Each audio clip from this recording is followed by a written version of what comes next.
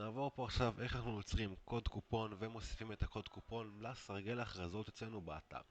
אז ככה, בשביל לייצר את הקוד קופון נלך כאן לניהול חנות, לאחר מכן מבצעים וקופונים, ובמסך פה נעבור אל מערכת קופונים.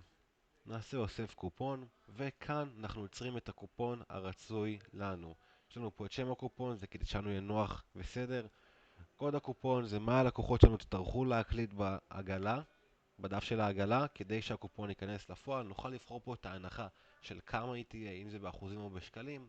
נוכל לבחור פה תאריך ומלאי של הקופון, אם אנחנו רוצים שהקופון יהיה לא מוגבל או רק ל10 הראשונים וכדומה. נוכל לבחור סכום מינימלי שרק החל מהסכום הזה הקופון ייכנס לפועל, וכמובן לבחור אם אנחנו רוצים שהקופון יהיה פעיל או לא פעיל. אחרי שצרינו פה את הקופון ובחרנו את הקוד קופון, לדוגמה ניקח את הקוד קופון הזה, נעתיק אותו, נעשה אוסף קופון ועצרנו את הקופון. לאחר מכן נלך לעיצוב ותצוגה, ארוך עיצוב, וצד ימין למעלה יש לנו סרגל הכרזות. נוסיף לנו הכרזה עבור ההכרזה שאנחנו רוצים שתהיה.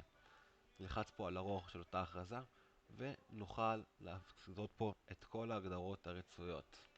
זאת אומרת, אנחנו נמחוק פה את הדברים שיש, נמחק פה את כל מה שיש לנו כרגע, ונוסיף קוד קופון של X אחוזים ליום אהבה, ונציין פה את הקוד קופון לדוגמה. וככה כל מי שיכנס לנו לאתר יוכל לראות את הקוד קופון ולהשתמש בו. כמובן לא לשכוח ללחוץ על שמור כדי שהקוד קופון יתווסף.